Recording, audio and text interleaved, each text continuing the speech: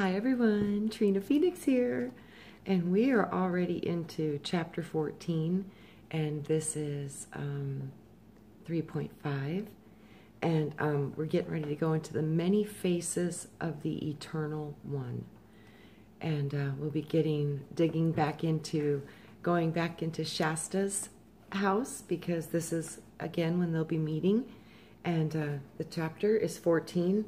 It's page 272 for those of you who are reading along.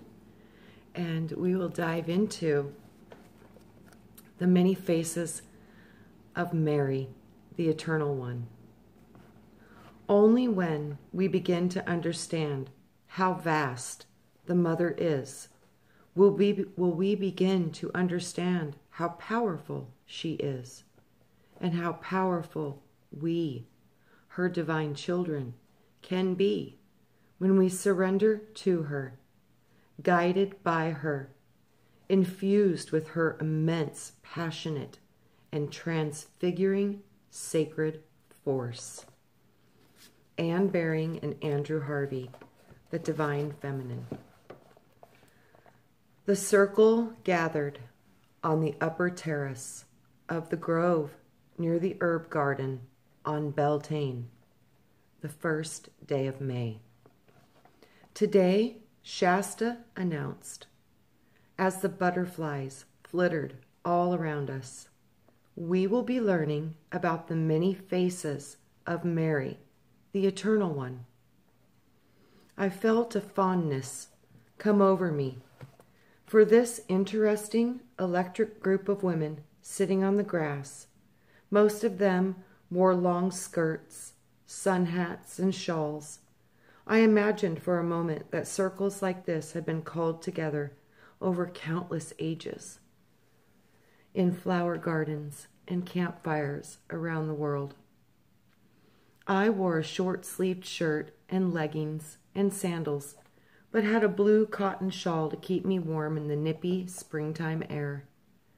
After we had finished our opening invocation, Shasta announced, today is the first day of May, a month dedicated to the Maiden and the Earth Mother. Its color is green to symbolize nature, and its time within the ancient world is for the rites of spring. Most communities plaited wreaths of flowers, erected maypoles to celebrate these rites of mating. Maypoles symbolize the balance between the male and the female and the tree of life.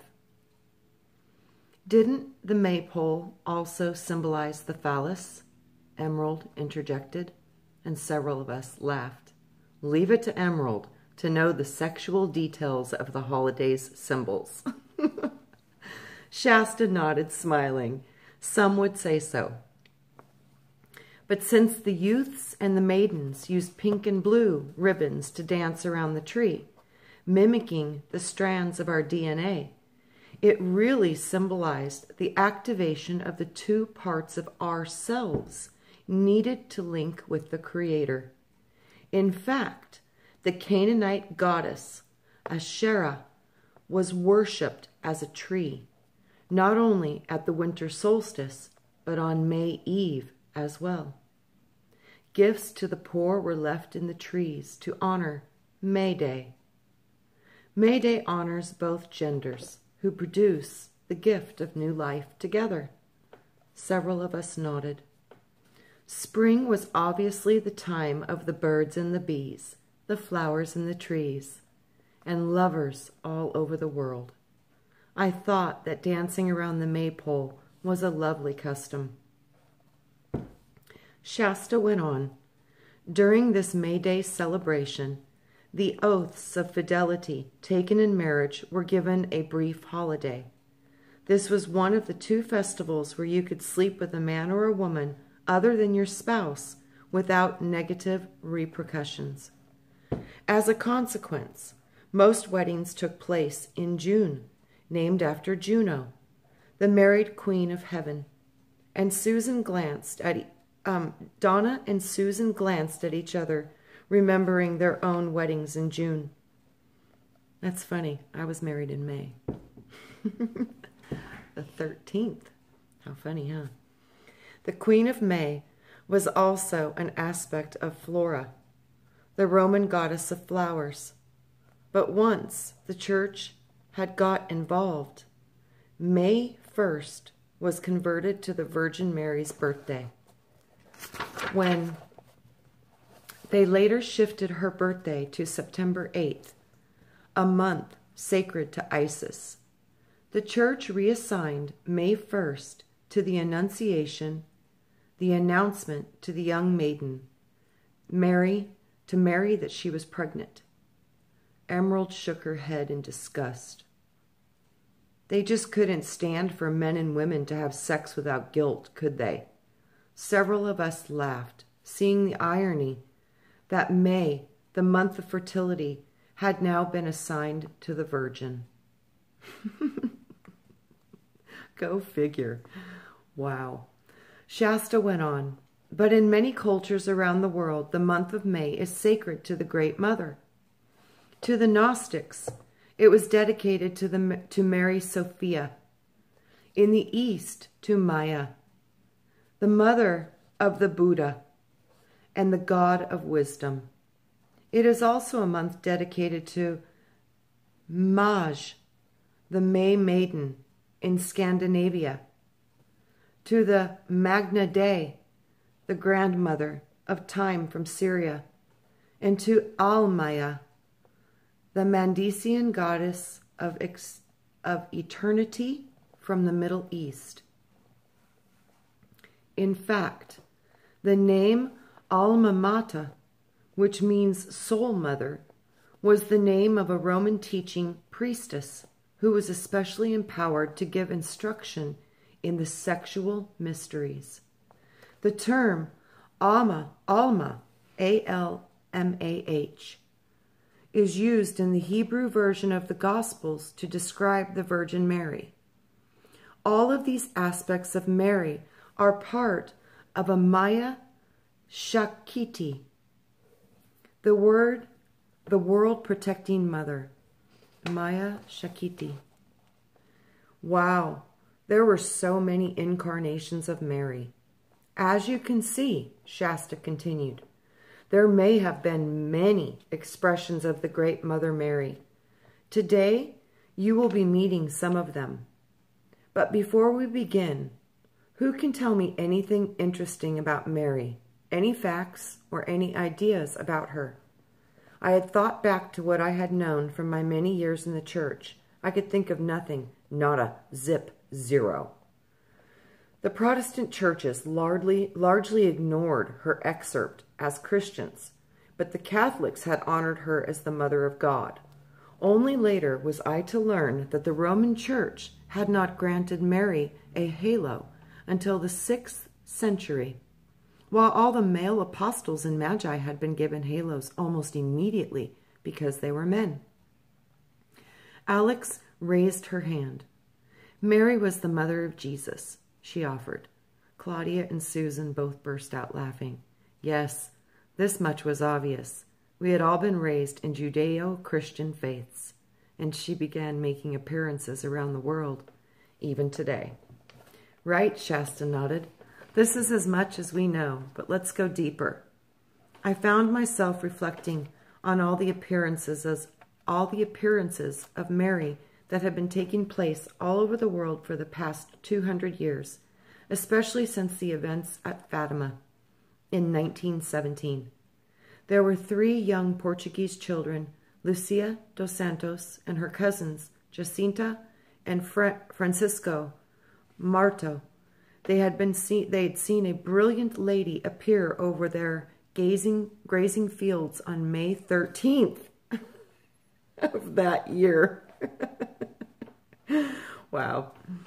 This coincidence has cracked me up. So I just told you May 13th was the day I got married, and then it just says this brilliant lady appeared over the grazing fields on May 13th of the year in 1917. So funny. As the chimes ring. Okay. So this lady had continued to appear for the next 6 months, always on the 13th of the month. The secret 13, the hidden 13. This number is very important because it teaches us about the divine feminine and our connection to the moon calendar. And the moon calendar had 13 equal days of 28 days, representing the female cycle of reproduction, which is the female cycle of life. So with that, 13 was a very important number to the goddess and the feminine part of this world. So the predictions, they were always done on the 13th of each month. She had made a series of predictions about world events that were to unfold over the next 80 years. I knew some of those prophecies had been made public, warning that if peace did not ensue, there would be a second world war. But the Vatican had concealed parts of the lady's prophecy. This Lady of Light had asked the church, had asked that a church be set up in her honor, dedicated to the Immaculate Heart. During the miracle at Fatima, over 70,000 people had witnessed a strange whirling globe of light, as brilliant as the sun itself. It had moved from east to west, and some claimed that it appeared to dance in the sky, acting in contradiction to all known tenets of astronomy. The amazing events, and others like them, had captured my attention for years. Since then, I had read scattered reports about Mary's appearances throughout the Middle Ages. These visions often took the form of a petite young woman of shining radiance who wore a white dress and a bright blue sash. Sometimes she appeared with a radiant sun behind her, and sometimes light streamed out of her hands. In other incarnations, she wore a white cloak and a blue dress with stars on it, images similar to those of the legendary Isis. Certain images pictured the lady with golden flowers at her feet. At times, she floated on a cloud or appeared at the top of a tree or in the mouth of a cave.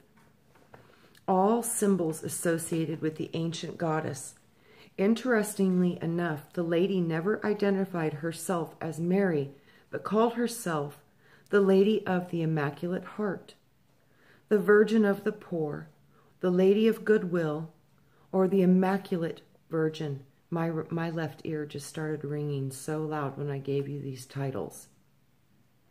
So interestingly, let's read that again. She never identified herself as Mary, but she called herself the Lady of the Immaculate Heart, the Virgin of the Poor, the Lady of Goodwill, or Immaculate Virgin.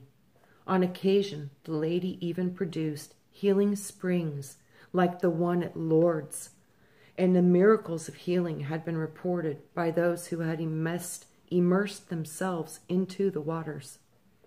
In recent times, the French Benedictine monk Bernard Billet had calculated that between 1928 and 1975, there had been some 232 appearances of the Divine Mother in about 32 countries. Although the Church had only sanctioned 15 of these, most of these sightings had occurred on a full or a new moon. Mother Goddess, again, she's in her full power in the new and the full moon. Later, I was to learn that the astrological analysis of these apparitions and the people who had seen them revealed a predominance of the planets in the signs of Cancer and Virgo. The astrological equivalence of the Mother and the Virgin. Cancer has long been associated with the goddess Ashara, and the sign of Virgo with Isis, the original harvest maiden, and the Virgin Mother. Many of these astrological charts also had planets in the sign of Capricorn and Pisces, signs opposite Cancer and Virgo. Capricorn is a sign associated with Christmas and the birth of Horus, Osiris, and Jesus on December 25th. It archetypally represents the Divine Father or the Sun, Pisces, the fish. It's equated with the Ichthys, I can never say that word, or the Vesica Pisces, the symbol used by the early Christians, the Christian fish. Together, these four signs, Virgo, Pisces, Cancer, and Capricorn, represent the Virgin and the Son, the Mother and the Father, respectively. The appearances of such divine presences in these particular astrological windows cannot be accidental. They reveal a holographic intelligence at work that seems to express the same divine tetrad of male and female energies that we have spoken about earlier. Donna cleared her throat, interrupting my thoughts. Once I had read this gospel that claimed that Mary's parents gave her to the Jewish temple to be raised as a virgin priestess. Then, when she was only 3 years old, they claimed that she was so pure that the angels fed her. This was from the Proto-Evangelion, a lost gospel that had only appeared around 200 CE. The writers claimed that it had been written by the Apostle James some 200 years after Mary's life, which was clearly impossible, since the Apostle James would have been dead by then. So it was hard to know if the Proto-Evangelion had simply been fabricated. I returned to my thoughts on Mary's miracles. I knew that this Lady of Light had appeared near mosques, churches, and synagogues, but often she had appeared in the country, hovering over hawthorn, willow, and oak trees, linking her to the tree of life. She had also been seen in open fields, at the mouth of caves, and beside rivers, all images linked to the perennial mother. One of the oldest things about these visions was that the lady seemed to take on the appearance of the people she appeared to. In Korea, she looks Korean. In Italy, she appears Italian. To the indigenous people of the Americas, she seemed to be native. To the Africans, she was black. She also spoke the languages and the dialects of the people within the region. Despite this, the church largely tried to ignore her to minimize her importance in this world. Years later, I read a book called The Meeting with Mary, Visions of the Blessed Mother. In the foreword, the chair of the Pontifical Gregorian University writes, "The Blessed Virgin, of course, has nothing divine about her. She is not God. Mary is just a human being. She has the stature of a creature. However, she is the mother of Jesus Christ, who does have divine as well as human status. Thus, she is the mother of God.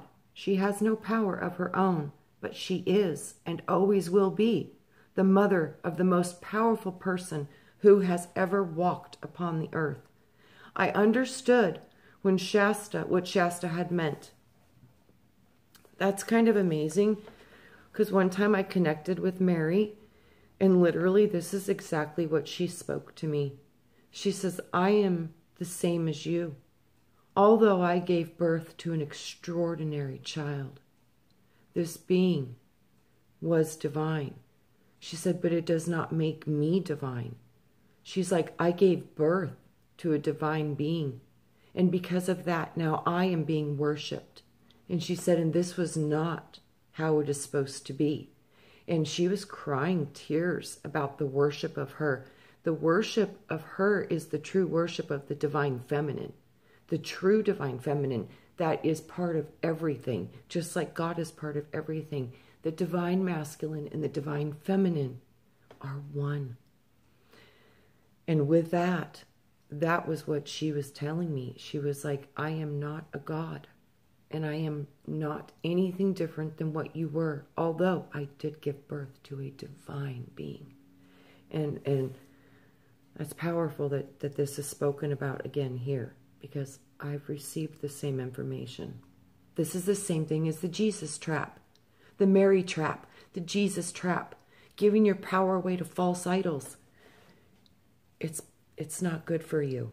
It's not good for you at all, from what they've shown me in my direct gnosis with these beings. Personally, this is what they conveyed to me. So use your own discernment. Use your own wisdom. Seek your own truth. But this literally is identically word for word what was conveyed to me. Sarah raised a hand. I read somewhere that Mary's mother was a Celtic princess named Anna, who came to the Holy Land to marry an Essene. Now we're getting somewhere. Yes, Shasta said. Mary, the mother, was both Celtic and Hebrew in her ancestry. And the name was actually Mary Anna, named for her mother. Sharon spoke up. Isn't Mary associated with the roses and the holy springs? Shasta nodded yes. The lady is often said to appear over rose bushes and hawthorn trees, the trees that bloom in May. In fact, hawthorn flowers were used to celebrate marriages in the spring in some parts of Europe, and a man would propose to a maiden by leaving a branch of hawthorn flowers on his beloved's door. In Greece, the blossoms were woven into the crowns for the wedding, and the couple carried them as torches in the wedding procession. Emerald jumped in. Yeah, hawthorn is called whitethorn, quickset, or the fairy bush, and was used by Cardea, the virgin goddess in Rome, for her festivals in May. Wow, Emerald was really on the ball. She knew a lot of fascinating details. Shasta went on. In parishes around the world, Mary is still celebrated as Mary's month, and her statues are crowned with the wreaths of fresh flowers, reminiscent of the festivals to Flora. They sing, O Mary, we crown thee with flowers today, Queen of the angels, Queen of the May. We looked at Shasta in astonishment. We stood up, indicating we should all rise. Shall we try it? We came to our feet. Soon we were skipping around the garden in laughter. O Mary, we crown thee with flowers today, Queen of the angels, Queen of the May. After a few minutes, we collapsed in delight, sprawling on the ground. That was fun, I said, putting a flower in my hair. Shasta spoke from a place in the grasses. The rose is the symbol of the awakened heart. Ariel had long ago told me that she just loved pink roses, and sometimes the room was suffused with their scent when I was in communion with her. Mary is also connected with caves and healing waters and the moon. The moon, like the chalice, is a symbol of the changing lunar aspects of the goddess. Like the cave, it represents the womb of the Great Mother. In ancient mysteries, caves were some of the holiest sites of initiation. In a cave, it is easy to move into resonance with Mother Earth. This is why Native Americans create sweat lodges today, so they can listen to the heartbeat of the Mother. I couldn't help thinking of all the saints and sages who had lived in caves, including John the Baptist, the Apostle John, the beloved who wrote the Revelation. I literally was in that cave. I went to Patmos. It's a Greek island. And I got to go to the Cave of Miracles, where it is said that St. John the Baptist and Jesus wrote the book of Revelation, the book of John. And that was one of the most powerful things that happened to me. And as soon as I got off that island, I got queened on a boat. My whole life has been a clue to pay attention to this part of our history And I have a deep remembering of it. And this cave, it was said that when water would come forth out of the cracks, anyone who touched it would be instantly healed. And this is why it got the name, the Cave of Miracles. And this cave produced miracles for hundreds of years. So Claudia cleared her throat. Hey, I could be way off here, but I read somewhere that Mary was an initiate of the Egyptian mysteries. Is that true? A smile slowly formed across Shasta's face. Yes, Mary Anna and Mary Magdalene both studied in Egypt. When the Holy Family fled to Egypt, Mary and Joseph spent time in the mystery schools of the Melchizedek order in the temples of Egypt. The Melchizedeks were the spiritual teachers sent to assist the angels, just as the mystery schools were created to help the humans. This order acted as the invisible college that aided to all other mystery schools in Egypt, Greece, and Galilee, and the Druids. The Melchizedek order exists beyond the mortal world to help with the planetary alignment. When the Holy Family returned to Galilee, Mary's work continued among the Essenes, where she eventually led an inner circle of initiates that supported the mission of Yeshua. So Mary Anna was a priestess of Isis. Claudia persisted, yes, but it was Mary Magdalene who underwent the full training as a priestess of Isis in Egypt. This is the real reason that she was called Mary the Magdala, or Mary the Great. The word Magdal,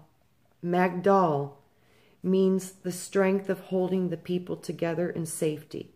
So one of her titles was the stronghold, or the tower. Oh my God, I was born on the 16th, and my card in tarot is the Tower card. See, this book is freaking me out with all the synchronicities. I hope it resonates with many of you too, because it sure does me. It blows my mind. So the word Magdal means strength of holding people together in safety. It is one of her titles. She was the stronghold, or the tower, the guardian or the protector of the people. Mary Magdalene contained the enlightened energies of Sophia, the female Christ.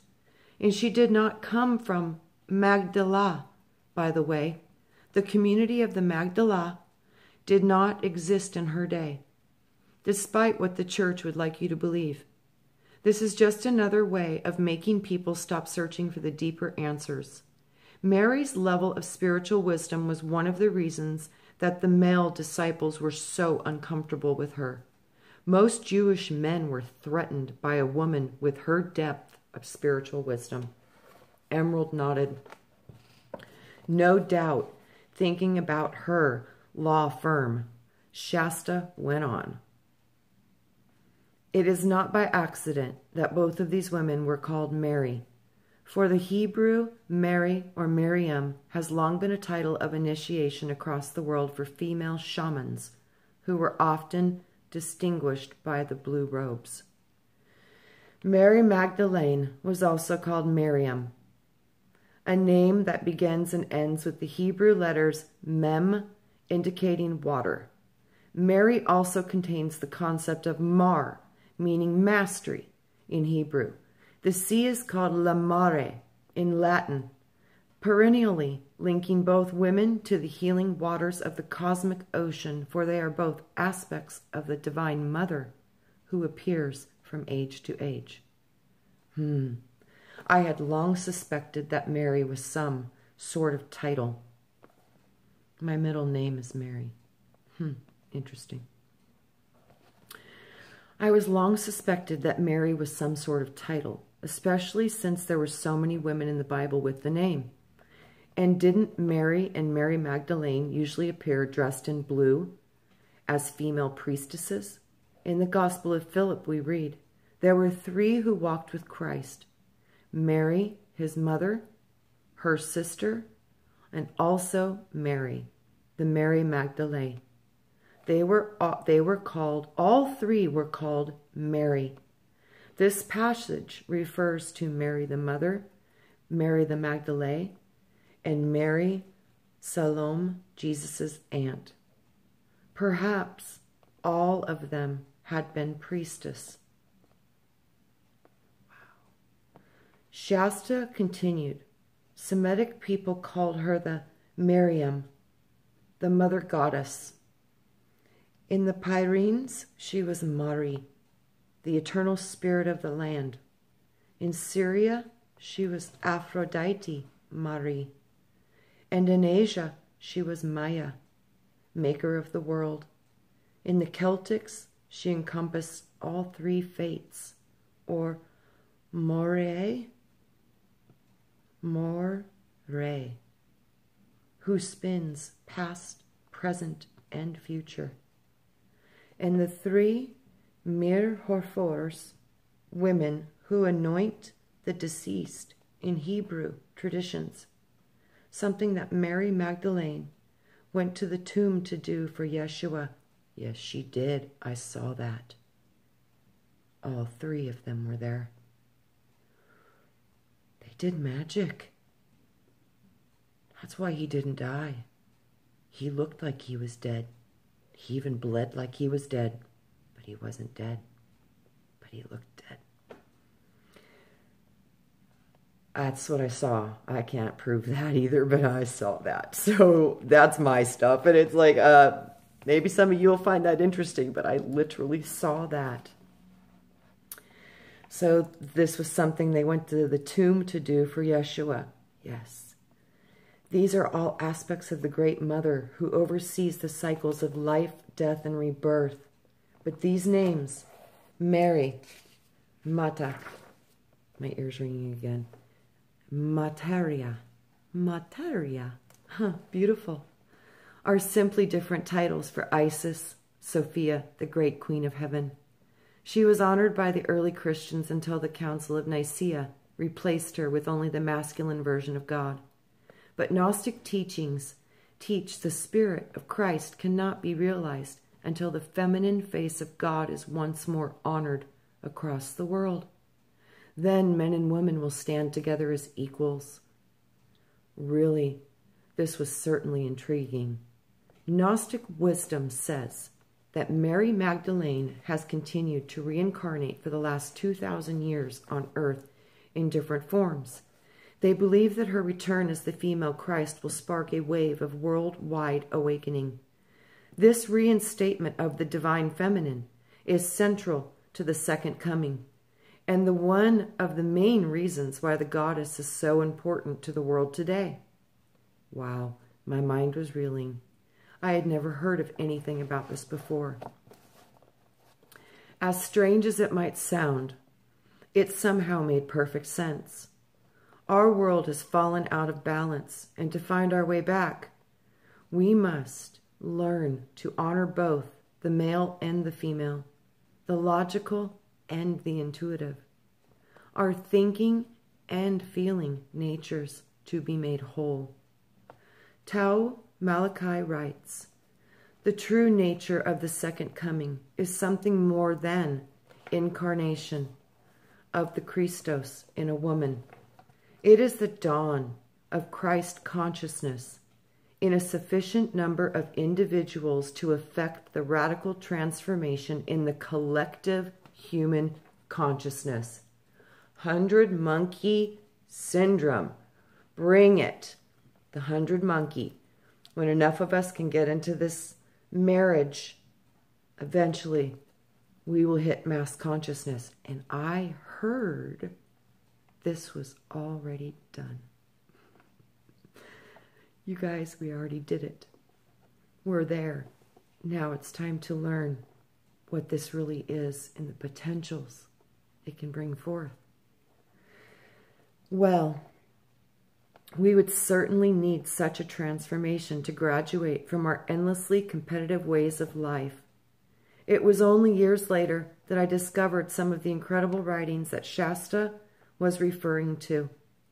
In the hidden Gospels of Mary Magdalene, we read, "The soul of Yeshua Messiah ascended into repose in the living Father. But it is said that the soul of Kala Messiah, Mary Magdalene, remains with us in the world. As yet, not having been accepted and received in full, she continues to incarnate in a woman's form from one generation to another, and will continue to do so until the time of the second coming, where she will embody the soul of the Messiah, and she will unite herself with the bridegroom in one body, perfecting the manifestation of the second Adam, male and female restored into primordial unity. When the Lord speaks of our becoming like unto the angels, it is this state of union of the male and the female within ourselves that he alludes to. Such is the nature of a supernal state of being. Come, Shasta said, getting up from the ground. Let us go down and meet the goddess. We scrambled to our feet. She led us silently down the path into the middle tiers of the garden to enter one of the many hidden enclaves of shade trees. We stood before a woodland statue of Mary, a simple peasant dress. She held a basket of flowers in her arms, and around her shoulders was a flowing cloak. Someone had placed a garland of white flowers around her head, and a porcelain rabbit, a blue fairy, a stone turtle, and a vase of wild flowers sat at her feet, with a number of candles behind her, strung from the branches of the tree, were colored pennants waving in the breeze. This part of the grove is dedicated to Mary of the forest, the Celtic Mary of the woods. Oh, I had never made the connection between Maid Marian and Mary before. Right. Maid Marian had helped Robin Hood to fight injustice, just as Mary Anna and Mary Magdalene had helped Jesus. Here she is, the White Mary of the Welsh, the Lady of the Woods, and the protector of animals. She is the mistress of the springs, who holds all within her arms.